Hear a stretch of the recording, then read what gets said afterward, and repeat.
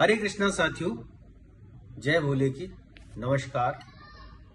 अपने इस चैनल में मैं आप सभी लोगों का हार्दिक अभिनंदन और वंदन करता हूं दोस्तों, और महादेव की कृपा यूं ही आप पे बरसती रहे। बम बम भोले के जय घोष आपके कानों में पड़ते रहने चाहिए। हर हर महादेव की मीठी मीठी ध्वनि आपके कानों में पड़ती रहनी चाहिए। ओम नमः शिवाय पंचाक्षरी मंत्र आपके कानों में पड़ता रहना चाहिए और आपका रोम रोम पुलकित होता रहे। महादेव की विशेष अनुकंपा और कृपा प्रसाद आपको मिलता रहे। इन्हीं शुभकामनाओं के साथ हम ये अपनी वीडियो आगे बढ़ा रहे हैं। और इससे पहले कि मैं वीडियो का पार्ट शुरू करूं, हम गुरु तत्व को लेके चर्चा कर रहे थे। कल भी हमने उस पर चर्चा की, तो एक उसका आज दूसरा पार्ट हम रिप्रेजेंट कर रहे हैं। तो दोस्तों, उससे पहले मैं निवेदन करूंगा कि आप लोगों ने अगर मेरे चैनल को सब्सक्राइब नहीं किया है तो कृपया करके चैनल को सब्सक्राइब कर लीजिए, शेयर कर दीजिए, और आपके कमेंट वैल्यूएबल हैं। और वीडियो उन लोगों तक जरूर पहुंचाइए। अगर आप व्हाट्सएप यूज करते हैं, इंस्टा यूज करते हैं, फेसबुक यूज करते हैं, सोशल मीडिया का कोई भी ऐप यूज करते हैं, तो आप अपनी स्टोरी पे लगा सकते हैं। उन लोगों को ये मैसेज जरूर जाना है दोस्तों, जो ईश्वर से कहीं ना कहीं कनेक्ट होना चाहते हैं, जिनके जीवन में कुछ प्रॉब्लम्स चल रही हैं। अगर ये वीडियो आप किसी भी व्यक्ति को शेयर करते हैं, उसकी प्रॉब्लम रिजॉल्व हो जाती है, तो उसके पुण्य का फल आपको अवश्य मिलेगा। इन्हीं शुभकामनाओं के साथ हम वीडियो को शुरू करते हैं दोस्तों। महादेव यूं ही आप पे कृपा बनाए रखे। जितेंद्र सागर अंक ज्योतिष फेस रीडर के नाम से आप मेरा चैनल सब्सक्राइब कर सकते हैं, सर्च आउट कर सकते हैं, देख सकते हैं। तो दोस्तों, कल हम बात कर रहे थे आपसे गुरु तत्व की, और गुरु तत्व में आपने सुना था, मैंने आपको एक कल भक्त की कहानी सुनाई थी जो इतना भोला था कि पूरे शिवलिंग पे चढ़ गया। ठीक है, और इस चलते चलते उसकी 5 पहर की पूजा भी हो गई और उसको पता भी नहीं चला। दोस्तों, जिस आदमी को ज्यादा नियम या वेद शास्त्र ना आते हों और वो केवल अगर महादेव के शिवलिंग का दर्शन भी मात्र करता है, तो उसको उतना ही पुण्य का लाभ मिलता है जितना वेदों को और ग्रंथों के नियम करने के बाद मिलता है। ये केवल महादेव पे एप्लीकेबल है। जितना आप महादेव का विग्रह यानी महादेव की मूर्ति या महादेव के शिवलिंग को स्पर्श करिए या देख लीजिए या उसकी पूजा अर्चना कर लीजिए, इतना फल आपको मिलेगा जितना फल आपको वेद संगत पूरी पूजा करने के बाद मिलता है। तो महादेव सब कुछ देने में समर्थ हैं, सारी सृष्टि के दाता हैं, सर्वकार हैं, निराकार हैं, और सकल और अचल दोनों रूप में वो स्थित है। निराकार भी हैं और साकार भी हैं, इसीलिए उन्हें शिव कहा जाता है। शिव तत्व का अर्थ होता है आदि और अनादि, जिसका न शुरू है न अंत है। तो दोस्तों, आपका जीवन अगर चल बचल हो रहा है, आपके साथ बहुत सारी परेशानियां हो रही हैं, इस वीडियो को हम आगे कंटिन्यू कर लेते हैं। तो कल के पार्ट में हमने आपको बताया था कि भक्त की निर्मलता और भाव को देखकर महादेव कुछ भी देने में समर्थ हो गए थे।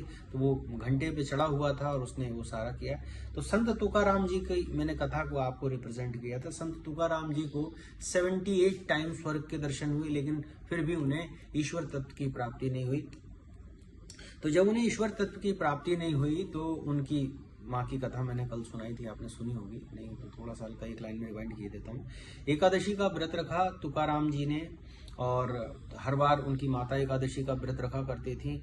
और उस दिन विट्ठल के रूप में भगवान श्री कृष्ण उनके यहाँ तुकाराम बन के गए। उनकी माँ ने उन्हें रगड़ रगड़ के नहलाया और वो उनकी मूर्ति पे जाके ऐसे खड़े हो गए थे तुकाराम। तो वहाँ जो प्रसाद आया चींटियों वीटियों का, वो सब उन्होंने भोग खाया और बड़ा परेशान रहे। कुछ मेवे उन्हें अच्छे लगे, लेकिन जो कष्ट था वो नहीं सह पा रहे थे। तो उन्होंने ये निर्णय निकाला कि भगवान का कार्य केवल भगवान कर सकता है, किसी भी भक्त के बस का वो काम नहीं है। कितने लोग आते हैं, कितनी विनय प्रार्थना लेके आते हैं, सुबह से शाम तक वो पक गए।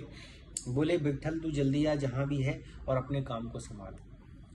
फिर उन्होंने कहा कि भाई, संत तुकाराम जी बोले कि हे विट्ठल, अब तो मुझे स्वर्ग पक्का हो गया और मुझे स्वर्ग जाने की क्या जरूरत है, क्योंकि तू तो मेरे वैसे ही साथ रहता है, मेरे बिना बुलाए आ जाता है जब मैं चाहता हूँ। बोले, वो ठीक है, लेकिन मोक्ष की प्राप्ति के लिए तुम्हें गुरु धारण करना ही पड़ेगा, तभी तुम्हारी वहां एंट्री होगी, अन्यथा इस जीवन से मुक्त नहीं हो पाओगे। बोले, अच्छा फिर ये बता दो मेरा गुरु कहाँ मिलेगा। तो तुकाराम जी को उन्होंने संदेश दिया कि आप पूर्व दिशा की तरफ जाएंगे, जो भी पहला अमुक व्यक्ति मिलेगा और उन्हीं को आप अपना गुरु बना लेना।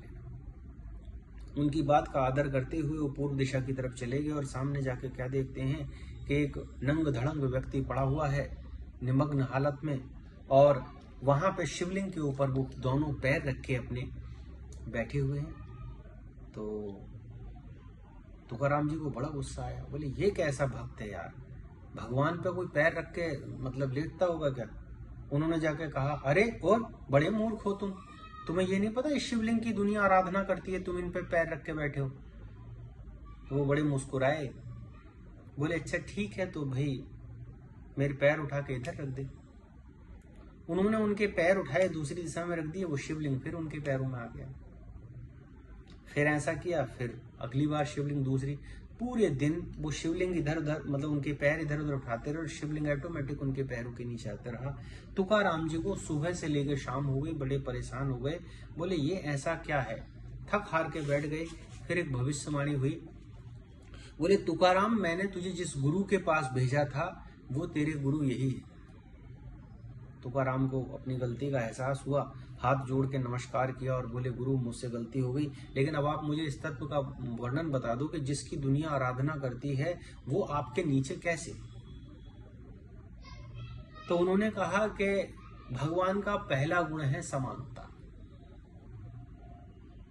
भक्त और भगवान का सबसे पहला गुण है समानता। मुझ में और भगवान में कोई भेद नहीं है। इसीलिए कबीरदास जी ने कहा है कि गुरु गोविंद दो खड़े काके लागू पाए, बलिहारी गुरु आपनो गोविंद दियो बताए। तो मुझ में और भगवान में कोई भेद नहीं है। मैं भगवान का हूँ, भगवान मेरे हैं। अब मैं भगवान की सेवा करूं तो भी वही बात है और भगवान मेरी सेवा करें तो भी वही बात है। लेकिन जो निम्न स्तर के भक्त होते हैं या जो सादा जीवन व्यतीत करते हैं उनके लिए कोई ये सारे नियम एप्लीकेबल होते हैं। जो भगवान को मान लेता है, भगवान को अपना सर्वस्व निछावर कर देता है, उसके लिए सारे नियम विदित हो जाते हैं। तो इस तरीके से उन्होंने गुरु के रूप में धारण किया और उनके जीवन का कल्याण हुआ, तब जाके उन्हें मोक्ष की प्राप्ति हुई। तो बंधुओं सज्जनों, आपने अपने अगर जीवन में गुरु धारण नहीं किया है तो एक अच्छे गुरु का चयन कीजिए।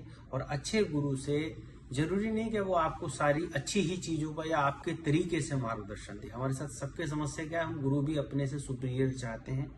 सुपीरियर होना अच्छी बात है, लेकिन सबसे सब स्वार्थ सिद्ध नहीं होते।